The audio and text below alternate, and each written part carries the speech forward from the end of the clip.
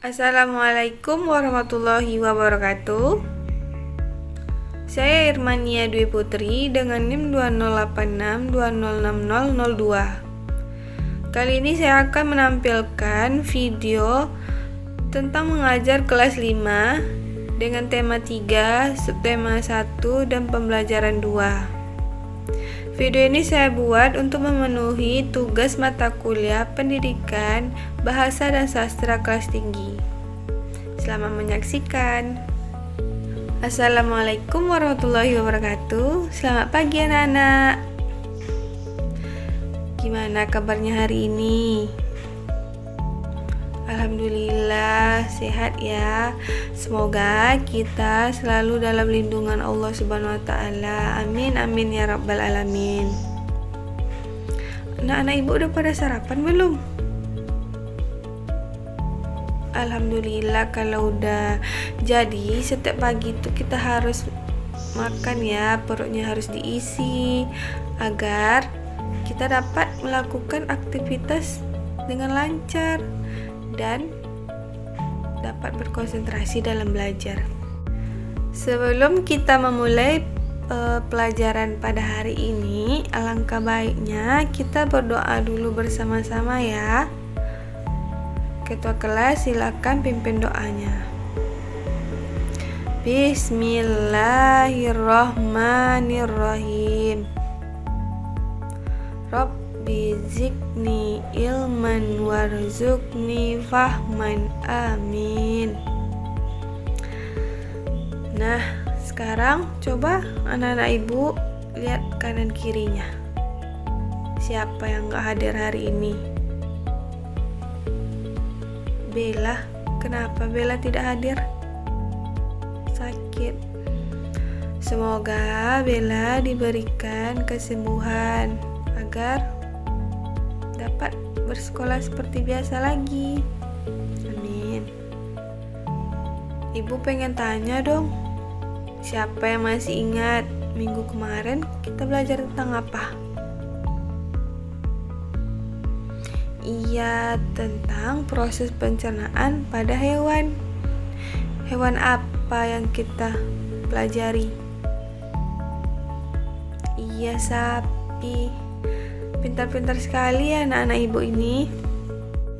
Nah, hari ini kita akan membahas tentang proses pencernaan pada manusia dengan tema 3, yaitu makanan sehat, subtema 1, bagaimana tubuh mengolah makanan, dan tujuan pembelajaran kita. Yang pertama, siswa dapat memahami iklan yang disampaikan dan siswa dapat menyebutkan organ-organ pencernaan pada manusia.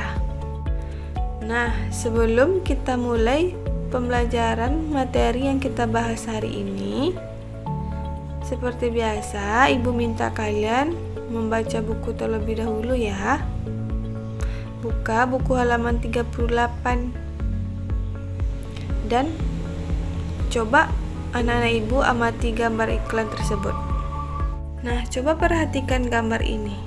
Siapa yang tahu apa kata kunci iklan gambar ini? Kata kunci itu merupakan tema dari iklan tersebut. Ya, kata kuncinya adalah pentingnya air bagi tubuh kita. Nah, sekarang apa tujuan dari iklan tersebut? Iya, tujuannya yaitu menjelaskan dan mengajak kita untuk meminum air. Karena air sangat penting bagi tubuh kita. Anak-anak ibu, sekarang ibu akan menjelaskan fungsi iklan tersebut. Kalian dengar baik-baik ya. Fungsi iklan itu yaitu untuk mempromosikan sesuatu, entah itu barang, jasa, ataupun sebagainya. Di dalam kalimat ini terdapat kalimat persuasif yang artinya ajakan untuk bertujuan menarik minat si pembaca. dan juga untuk mempengaruhi si pembaca. Ibu mau ngasih contoh nih. Di sini ada mineral. Jadi bertanyakan bagaimana caranya supaya mineral ini laku terjual. Mineral ini ada kata kuncinya juga loh. Kata kuncinya yaitu airnya itu ada manis-manisnya. Jadi orang yang tidak mau beli tadi jadi penasaran ingin coba. Makanya orang-orang beli mineral ini. Di dalam iklan ini terdapat sifat ajakan, yaitu memberitahu kepada kita semua air dan makanan itu sangat penting bagi tubuh kita semua. Nah, kalian tahu tidak proses makanan dalam tubuh kita seperti apa? Tidak. Baiklah, Ibu akan menjelaskannya ya. Nah, di sini Ibu memiliki miniatur bagaimana proses terjadinya makanan yang kita makan menjadi feses. Nanti Ibu jelaskan ya fungsi-fungsi dari organ-organ tersebut. Nah, di sini Anden memakan biskuit, kemudian dikunyah-kunyah-kunyah. Apa yang terjadi? Menjadi makanan halus. Dari mulut didorong menuju ke kerongkongan dan sampai ke lambung. Nah, dari lambung tersebut turun ke usus kecil atau usus halus. Nah, di usus halus ini terjadinya penyerapan makanan dan masuk ke usus besar. Nah, di usus besar ini terjadilah pembusukan makanan. Nah, pembusukan makanan inilah menjadi feses. Kemudian keluar melalui anus. Begitulah anak-anak cara makanan yang kita makan tadi menjadi feses. Baiklah, Ibu jelaskan ya fungsi-fungsi dari organ-organ pencernaan pada manusia. Nah, yang pertama itu mulut. Mulut dalam sistem pencernaan manusia. Mulut merupakan tempat pertama dari proses pencernaan dimulai, yang diawali dengan masuknya makanan. Di dalam rongga mulut makanan terdapat gigi, lidah, dan kelenjar ludah atau bisa disebut air liur sebagai alat bantu proses pencernaan makanan yang masuk ke mulut. Gigi berfungsi sebagai pengunyah makanan agar makanan menjadi halus. Gigi seri, gigi taring, gigi geraham, dan gigi geraham belakang. Selanjutnya lidah. Lidah berfungsi sebagai alat untuk mengaduk makanan dan mendorong makanan agar dapat ditelan. Lidah juga difungsikan sebagai alat pengecap.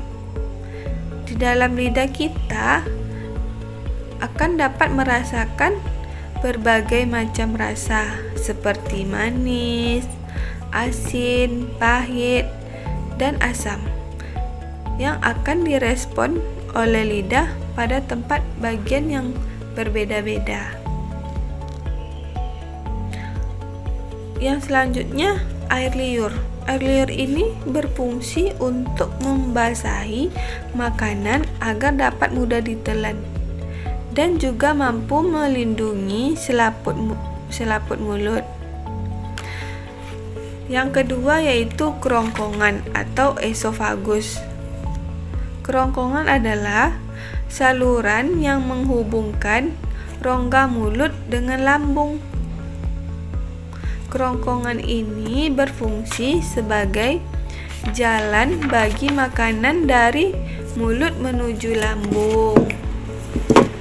Yang ketiga, lambung atau ventriculus. Lambung merupakan kantung besar yang terletak di sebelah kiri rongga perut yang terbagi menjadi bagian atas atau kardiak, bagian tengah fundus, dan bagian bawah pilorus. Dinding lambung terdiri dari otot yang tersusun melingkar, memanjang, dan menyerong yang menyebabkan lambung berkontraksi sehingga makanan dapat teraduk dan bercampur baik dengan getah lambung. Nah, yang keempat, usus halus atau intestinum. Usus halus terdiri dari usus 12 jari atau duodenum. Yang kedua, usus kosong atau jejunum atau usus penyerap atau ileum. Dalam sistem pencernaan manusia, usus halus berfungsi sebagai tempat penyerapan sari makanan melalui proses pencernaan kimiawi yang melibatkan berbagai enzim pencernaan. Yang kelima, usus besar atau kolon. Usus besar terdiri dari beberapa bagian seperti bagian usus buntu atau appendix, bagian mendatar, bagian menurun, dan berakhir pada anus. Di dalam usus besar ini terdapat bakteri bernama Escherichia coli yang membantu dalam proses pembusukan sisa makanan sekaligus dapat menghasilkan vitamin yang berperan penting dalam proses pembekuan darah. Salah satu fungsi penting usus besar yaitu sebagai tempat penyerapan kembali air yang masuk dalam tubuh. Nah, yang terakhir, anus. Anus merupakan sebuah lubang pembuangan feses sebagai tempat proses buang air besar atau defeksi. Proses defekasi terjadi akibat adanya kontraksi otot dinding perut, otot sphincter anus, kontraksi colon, serta rektum yang membuat feses dapat terdorong melalui anus. Begitulah kira-kiranya anak-anak ibu. Begitulah sistem pencernaan dalam tubuh kita anak-anak ibu. Jadi kalau makan itu jangan makanan yang sembarangan ya. Kita harus makan makanan yang sehat supaya sistem pencernaan yang ada di tubuh kita berfungsi dengan baik.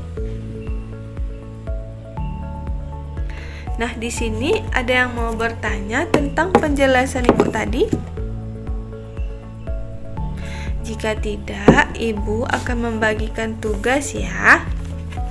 Tugas per kelompok. Membuat poster tentang pencernaan pada manusia menggunakan kertas manila. Kemudian menggambar sistem organ pencernaan manusia dari mulut sampai anus. Gambarnya buat semenarik mungkin ya anak-anak. Dan jangan lupa di sampingnya ditulis fungsi-fungsinya. Nah, demikianlah pembelajaran kita. Marilah kita ucapkan hamdalah. Alhamdulillahirrabbilalamin. Ibu tutup. Assalamualaikum warahmatullahi wabarakatuh.